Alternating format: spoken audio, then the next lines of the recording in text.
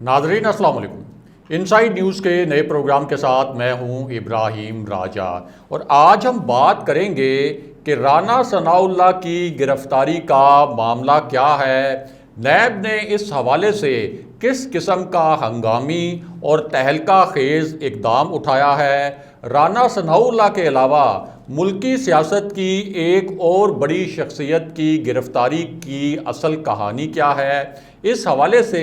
किस तरह की पेशरफ्त हुई है, इस पेशरफ्त से पहले जो 3 मुलाकातें हुई उनकी अंदर की कहानी क्या है, वज़ीर आज़म इमरान खान के टेबल पर किस तरह की फ़ाइल पहुंचाई गई थी, इस फ़ाइल के बाद वज़ीर आज़म इमरान खान ने किस ताकतवर शख्सियत से तफसीली ब्रीफिंग मांगी, शहबाज शरीफ का इस पूरी सूरत हाल में क्या रद्द अमल सामने आया है और वज़ीर आज़म इमरान खान ने क्या बड़ा फ़ैसला किया है। हमारे जिन दोस्तों ने अब तक हमारे चैनल को सब्सक्राइब नहीं किया उनसे हम कहेंगे कि हमारे चैनल को सब्सक्राइब कर लें ताकि उन्हें अहम मालूमात बर वक्त मिलती रहें। अब वापस आते हैं आज के मौजू पर, यानी राना सनाउल्लाह और एक और बड़ी शख्सियत की गिरफ्तारी का मामला क्या है और 3 अहम मुलाकातों की अंदरूनी कहानी क्या है। सबसे पहले आपको बताते हैं कि इन मुलाकातों के बाद एक बड़ी शख्सियत के ख़िलाफ़ और एक ऐसी शख्सियत के ख़िलाफ़ जिसने प्राइम मिनिस्टर इमरान खान को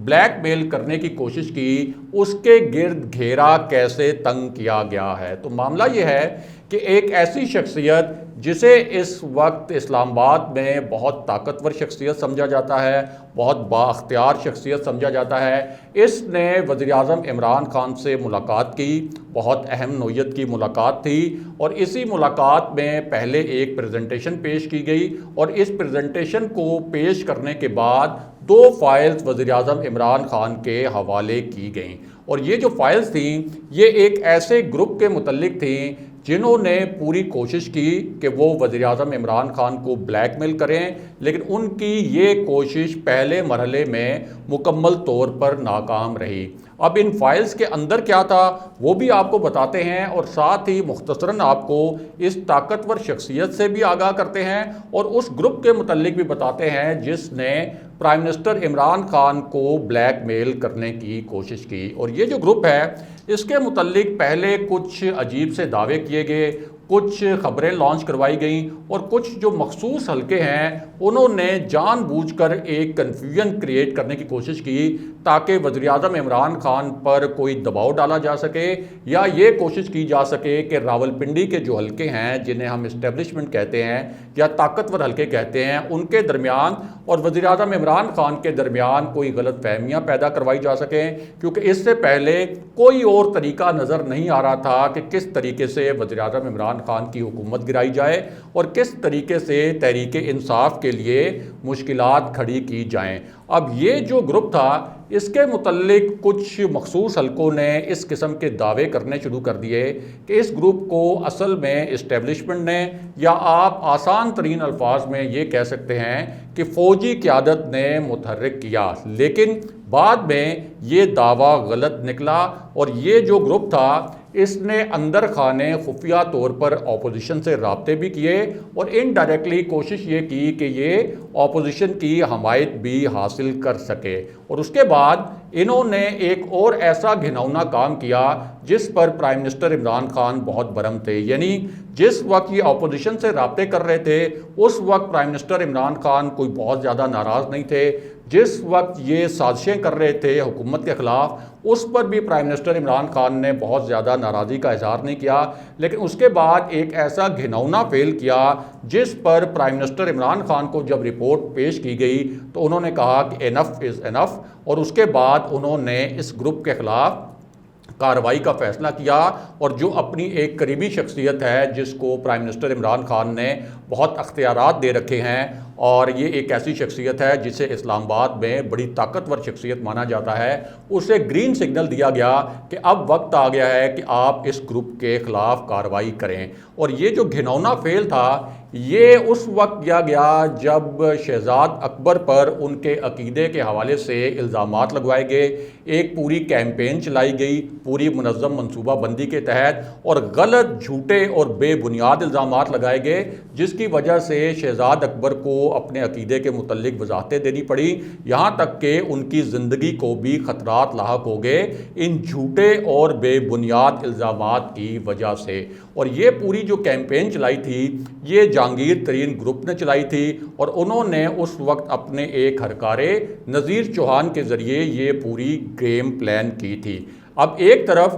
یہ جو پورا گروپ تھا، ایک طرف تو یہ کہتا تھا کہ ہم پی ٹی آئی میں اب بھی شامل ہیں، پی ٹی آئی کا حصہ ہیں، پی ٹی آئی کا حصہ رہیں گے، لیکن پرائم منسٹر عمران خان کو یہ اطلاعات مل چکی تھیں کہ ایک تو انہوں نے رانا ثناءاللہ سے بھی رابطے کیے تاکہ ایک اپنے گروپ کی مضبوطی کا تاثر دیں، اور یہ تاثر دیں کہ دیکھیں ہمارے ساتھ تو اپوزیشن بھی کھڑی ہونے کے لیے تیار ہے، اور ہم اپوزیشن کے ساتھ مل کر پرائم منسٹر عمران خان کی وزارت عظمیٰ بھی ختم کر سکتے ہیں، اور ساتھ ہی تحریک انصاف کی حکومت وفاق میں بھی ختم کر سکتے ہیں، پنجاب میں عثمان بزدار کی حکومت بھی الٹا سکتے ہیں۔ اس کے بعد انہوں نے دوسرا کام یہ کیا کہ پیپلز پارٹی کے ساتھ بھی خفیہ رابطے کیے، اور یہ تاثر دینے کی کوشش کی کہ پیپلز پارٹی بھی ہمارے ساتھ آن بورڈ ہے، اور اس طرح کے دھمکی آمیز انڈائریکٹلی پیغامات بھی بھجوائے کہ جہانگیر ترین اپنے پورے گروپ کے ساتھ پیپلز پارٹی میں شامل بھی ہو سکتے ہیں۔ اور اسی پوری صورتحال میں یہ جو گروپ تھا اس نے یہ دھمکی بھی دی کہ یہ وفاقی بجٹ منظور نہیں ہونے دے گا،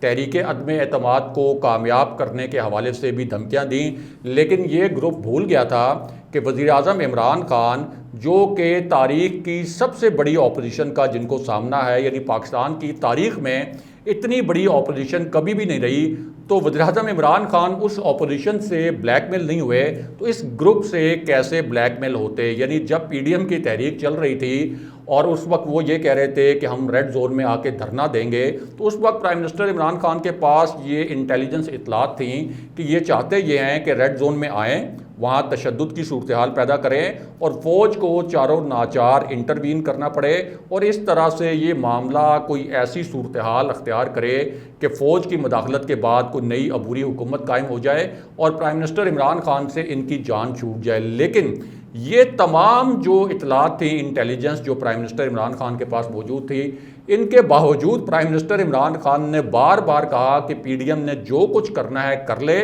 ان کی جو کرپٹ قیادت ہے ان کو کسی قسم کا این آر او نہیں ملے گا۔ اور پرائم منسٹر عمران خان کو جو لوگ جانتے ہیں،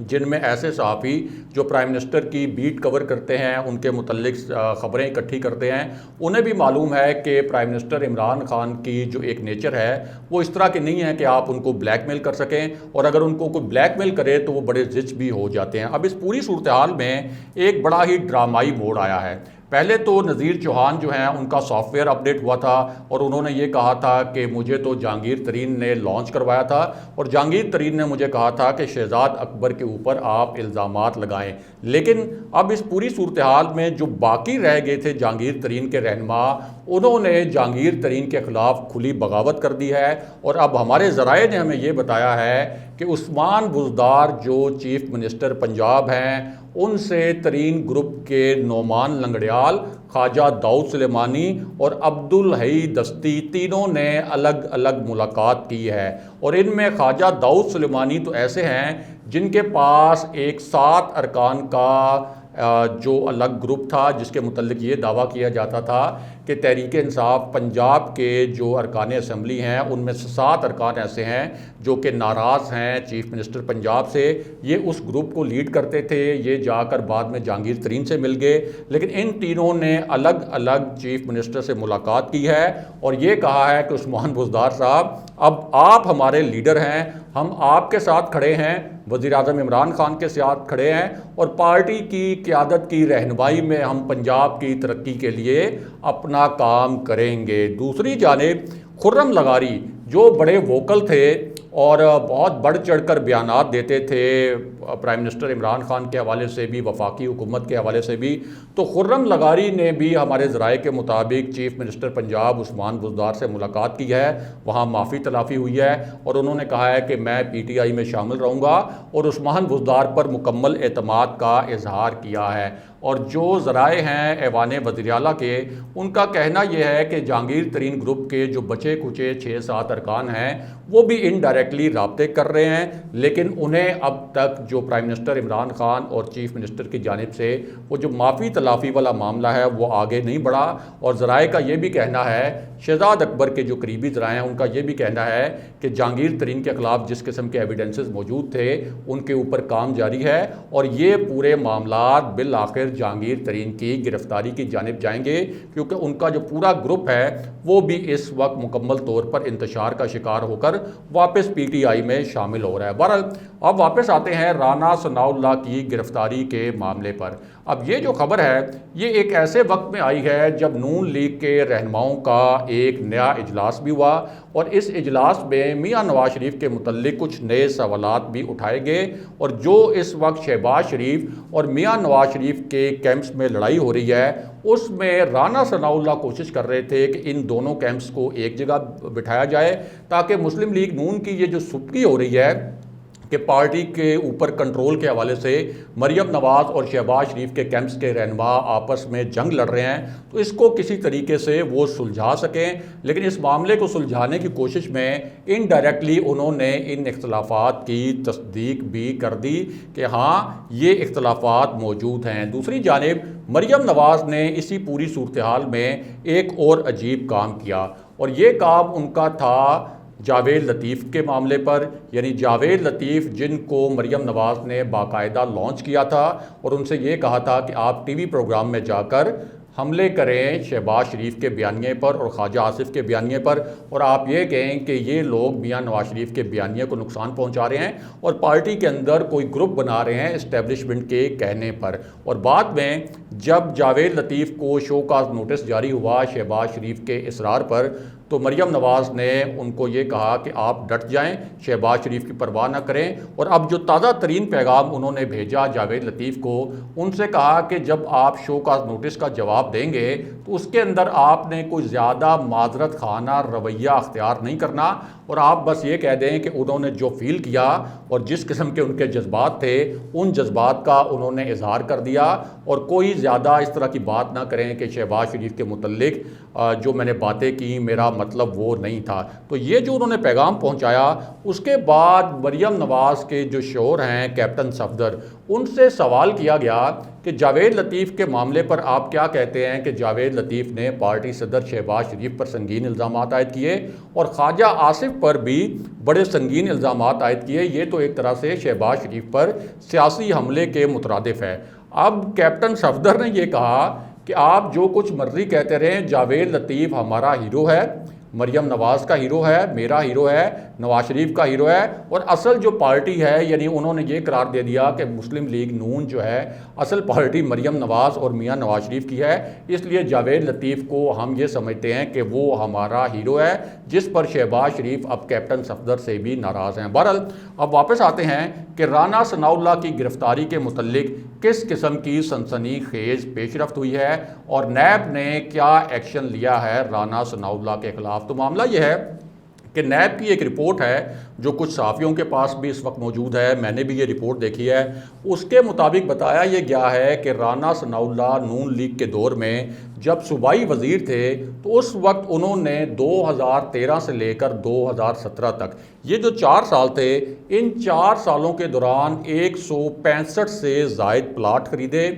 2 فارم ہاؤسز خریدے، اس کے علاوہ 26 کروڑ روپے سے زائد کی دیگر جائیدادیں بھی بنائیں، اور یہ ایسی جائیدادیں تھیں جن کے متعلق جب نیب نے پوچھا کہ ان کے لیے آپ کے ذرائع آمدن کیا تھے تو رانا ثناءاللہ نے ان کے ذرائع آمدن نہیں بتائے کہ یہ فارم ہاؤسز کہاں سے خریدے، 160 سے زائد پلاٹس کہاں سے خریدے، اور یہ جو جائیدادیں دیگر اثاثے بنائے ان کے اصل میں ذرائع کیا تھے۔ اب اس پوری صورتحال میں نیب نے آمدن سے زائد اثاثوں کے کیس میں رانا ثناءاللہ کو طلب بھی کیا تھا، رانا ثناءاللہ کوئی تسلی بخش جوابات نہیں دے سکے تھے۔ اب اس پوری صورتحال میں ایک بہت بڑی پیش رفت یہ ہوئی ہے کہ لاہور میں نیب کا ایک اعلیٰ سطح کا اجلاس ہوا، اس میں رانا ثناءاللہ کا یہ اثاثوں آمدن سے زائد اثاثوں کا جو کیس ہے اس کو ریویو کیا گیا، اس کے مختلف پہلوؤں کا جائزہ لیا گیا، اور اب یہ بتایا گیا ہے کہ رانا ثناءاللہ کے خلاف ریفرنس باقاعدہ تیار کر لیا گیا،